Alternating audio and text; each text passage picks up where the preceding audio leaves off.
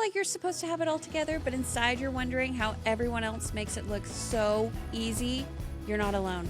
This is Southern Sisters, a place for women who want to grow without the guilt, find purpose in the messy middle, and be reminded that you were made for more. Make sure you stick around. We always save the bloopers for the end. Welcome to our episode of Southern Sisters. We're so glad you're here. Thank you for joining us today.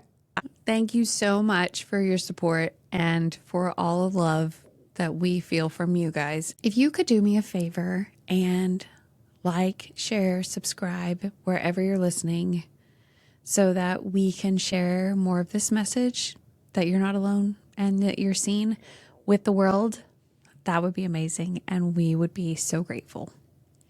All right, guys, I cannot believe we have made it a full year recording these episodes. We started this last January, and it is unreal. I hope you enjoyed our kickoff episode for the year last week, where we kind of revisited the questions that we asked in the very beginning. They were kind of meant to be a parallel between what we did last January to this January, to just kind of see how everyone's grown and how everything has changed. It's really, the whole process has been unbelievable and incredible. So thank you for being along with us on this journey. By this point, we will have been in 2026 for a whole week. How's it treating you? Is it going okay? Today is going to look a little bit different than usual. There's no icebreaker question. It's just us chit-chatting for a minute. It's something that's very dear to my heart. I want to talk about small changes and how they have a big impact on your life. Now, you're probably thinking, you talk about this all the time. I do. But this episode is specifically dedicated to the New Year's Hype Squad, who maybe feels like it's not about becoming someone new in the new year, but more about caring better for who you already are. And I feel like sometimes we need to give ourselves permission to not have to be hardcore. Something you should know about me. I love the new year.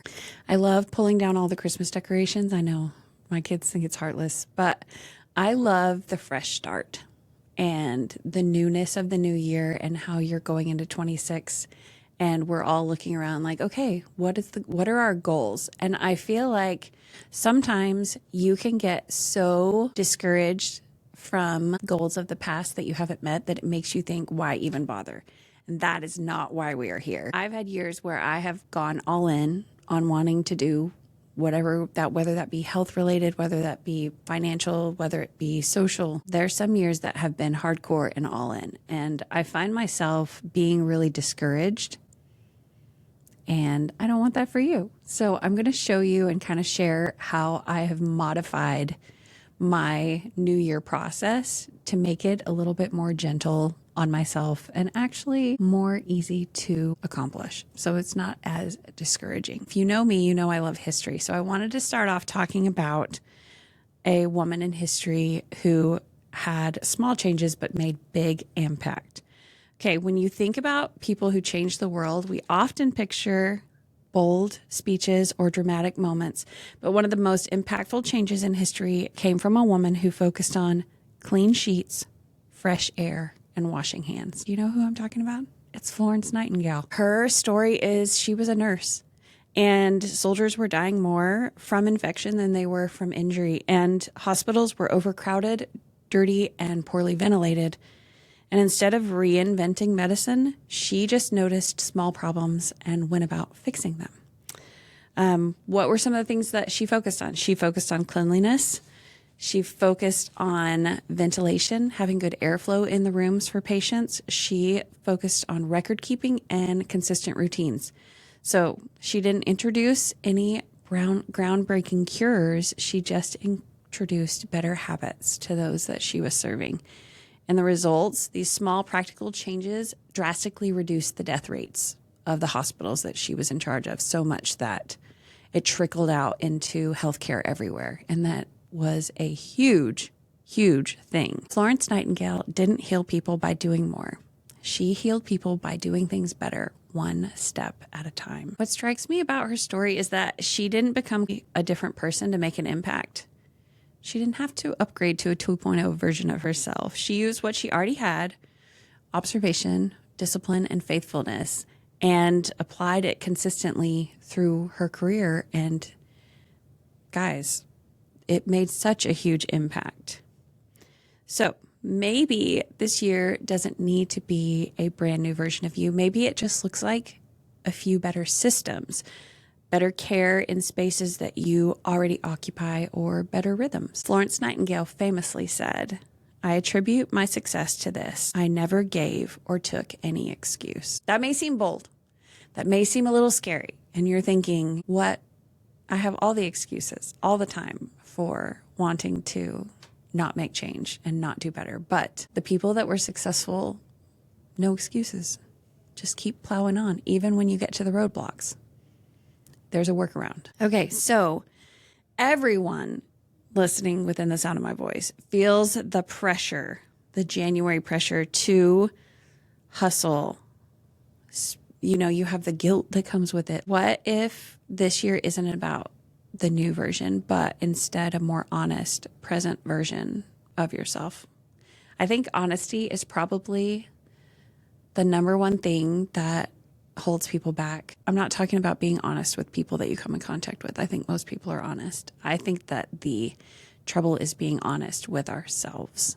Now, I've shared for the last few weeks that health is one of my goals for 2026, and just stop putting my head in the sand about where I'm at and what I want to accomplish. Guys, that head in the sand mentality, it's denial. It's not being honest with myself about my health and where I'm at. But small changes, baby steps, nothing super extreme, no surgeries, no magic pill to fix it, just consistency and small changes. It could make a really big deal. Another thing that we fall into the trap of is all or nothing. You have the all or nothing mentality. It's either I'm doing this 100% or I can't do it at all. And that trap can be so damaging to your health and to your happiness and to your success and goal keeping. No one says you have to be perfect at it. The key is to consistently make the small change. Another trap that we can fall into with goal setting and New Year, New You is comparing someone else's transformation to your behind the scenes. Like, you just see the end result when you see people doing great. I have my son as an example for this. The last 18 months to 2 years, he has played water polo, and I've watched him consistently keep trying to get better and better. And it has changed his body because he has been exercising and swimming in the pool 3 to 4 days a week for 2 years. And it has helped him to lose the weight and have his body be something that isn't holding him back anymore from doing all the things that he wants to do. I look at that and I'm like, I've seen it. His goal was not, I want to lose weight. It was, I really want to play this sport and I want to be good at it. And I want to be a good teammate so that I don't hold other people back. With myself, I'm like looking around, I'm like, I want to be healthy because it's important for me to have good health with my children. When we went to Universal Studios with the girls' trip that we had in November, I felt more tired than I've ever felt. And I usually have no problem keeping up on park days, but it was exhausting. And every night, like, my body hurt while I slept because I had been walking miles and miles and my body just wasn't used to it anymore. And I thought, I don't want to live this way. So small changes, they're working. Okay, so small changes, why do they actually matter? Let's talk about that for a minute. In the scriptures, we hear, by small and simple things are great things brought to pass. Like, it's the small things. So if that is the word, then there must be something to it, right? So our first thought is that the reason why this is important is because small habits compound. What does that mean? Okay, that means that a 5-minute habit done daily does more than a 2-hour reset that never happens again. One of the things that I have been trying to do is I have had struggles with my lymphatic system. It's blocked. It's clogged. I know, because I went to a massage therapist and she told me it was. And It has been so good for me. I got for my birthday in September a vibration plate, which is just something you stand on for 10 minutes and it just shakes you up. And it's really great for waking up your lymphatic system to keep everything flowing. And it's a great way to start the day, 10 minutes. Now, I also really like walking. So I've been trying to walk more. I don't have time every day to walk for an hour, but I do have time for 10 minutes to help my lymphatic system feel better. So it's the small thing. Okay. So what are some other examples that maybe you can apply for the small changes that would compound? So maybe starting your day with 5 minutes of quiet instead of thinking you have to have an hour-long devotional. How often do we pull out our scriptures or our journaling and be like, oh man, I only have 15 minutes. That's not enough time for me to get into it and get anything out of it. Wrong. Do it. Do it anyway, even if it's 5 minutes. It matters. Okay, 1 glass of water before you have breakfast or your morning soda or coffee, whatever you like to drink. Do a glass of water first. That would be so good for your body. It gets dehydrated when we sleep. 1 early bedtime a week. I'm a late night person. I teach seminary right now for high schoolers, and so we have to get up Monday through Thursday and do that from 5:30 to 7. But most nights, I am a late night person, and I can't commit to going to bed early every night, but I can say, if I know that we don't have a particularly busy night, like this night, I can go to bed and get a little bit more rest than I can most other nights. And just block that into your life and make it a priority. So you're like 1 night a week, look at the calendar, Sunday night, say, what night this week can I have a little bit more sleep? And just plan it, book it on the calendar. Another reason why small changes matter is because small changes builds trust in yourself. Every time I set a goal I can't keep, I'm quietly teaching myself not to trust me. And small changes can rebuild that trust. Small promises that you keep will rebuild that trust. Some examples of how you can do this. Saying, I'll walk once this week and actually doing it. You don't have to exercise 5 to 6 times a week. You can. That would be lovely. If you could make that work and work that in, that's awesome. But start with something that is attainable. I'm going to walk once this week, reading 1 page. Maybe focus on praying 1 honest sentence in a prayer instead of just what you think God wants to hear. Another reason why small shifts are important is because those small shifts can completely change the tone of your home. So you're going to be shifting. Be prepared to know that when you shift, it changes your energy level. You're going to be rising your energy level to be better, whether that be spiritually, physically, mentally, however you're focusing, intellectually, if you're trying to learn something. Anytime you're trying to better yourself, you are raising your energy level. Well, whatever home you live in, you're surrounded by people who are either going to match your energy or be lower or be higher. It's important. Like the harmony of the home happens when energy matches. So be prepared to know that if you're trying to change things, it may take a little bit for the people that surround you to catch up. I tell you this because I live with a sugar fiend and I love him dearly, but every time I try to go on a journey where I want to improve my health, like it takes a little bit for the momentum and the energy to match. Even though I know he loves and supports me, it's just different.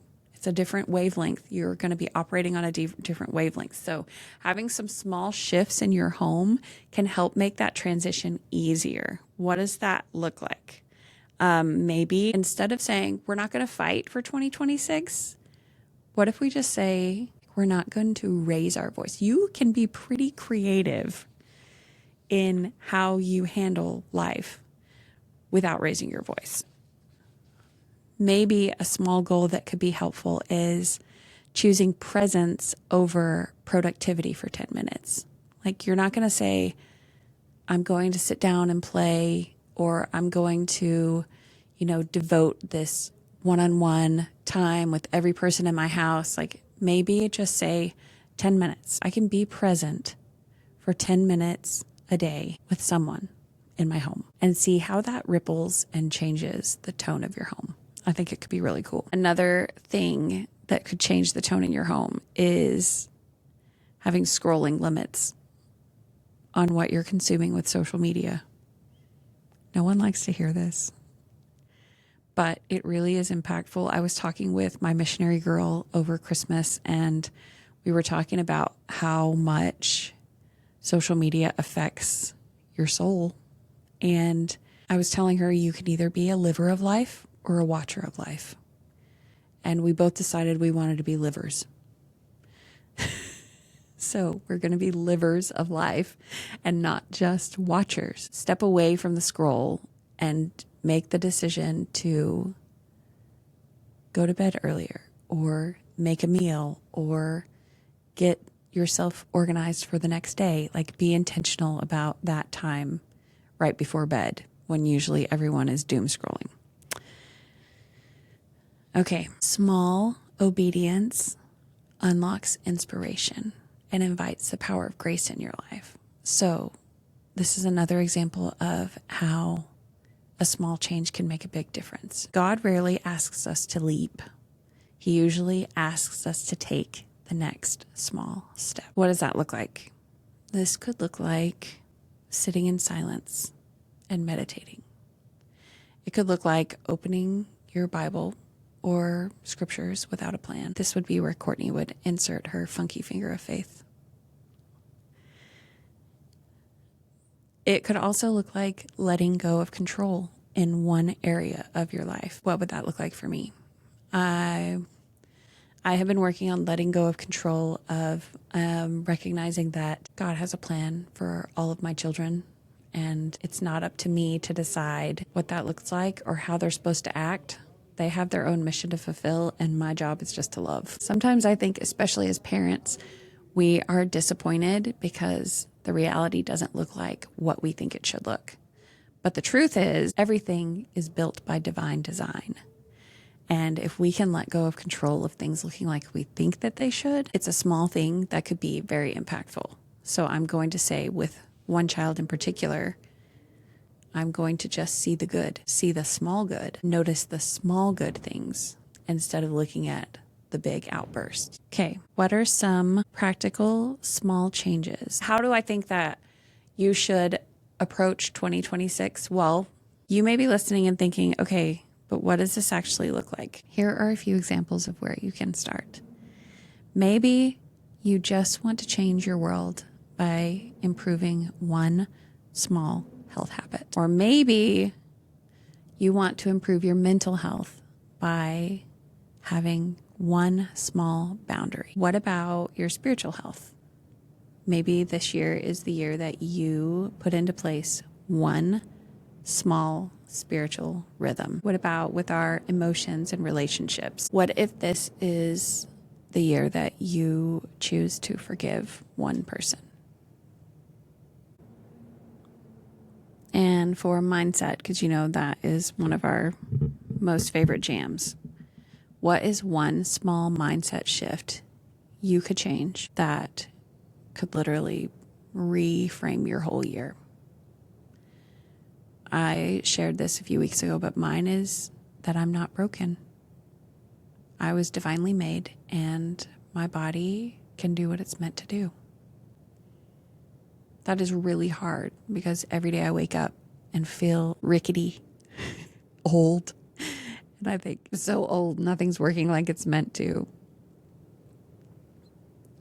But every day I say, I'm not old. My body was divinely made and I can fix this. It's empowering. And every day that I say it, I believe it just a little bit more. One of my favorite books to read is Atomic Habits, because I just love the way James Clear presents everything. And he likes to say, you don't rise to the level of your goals, you fall to the level of your systems. So what systems do you have in place to help you to be successful? What does that look like? Small steps taken consistently are often how God does his greatest work. Over Christmas break, we went and saw the movie David. And if you have not seen it, it's in the theaters. It could very well still be in the theaters, but it's the story of David and his rise to king from shepherd boy. And I loved it. It was a beautiful movie. The cinematography was fantastic. The music, also fantastic. We walked away from it feeling uplifted. That's the best kind of movie to go see. But the thing that I loved about David and that I often reflect about on his story is that God took a shepherd and he took a musician and he made him a warrior through small and simple acts. He had a sling and a stone and took down a giant. And if that isn't an example of how we in our lives can take small things and conquer big things, I don't know what is. There's power in the small things, friends. There's so much power in the small things. We just have to have the courage to face those Goliaths that are in our life and recognize that you're not doing it alone. That part of this test of life is for us to overcome the trials that we can through change, through coming to God, through working on ourselves and doing those things that we're led to do to help be the best version of ourselves. It matters, and it's really, really important. Faithfulness in the small things adds up to a life that feels rooted and not rushed. I can't tell you how much power David had because he was obedient to the will of God in the small things that allowed him to slay his Goliath. We need more.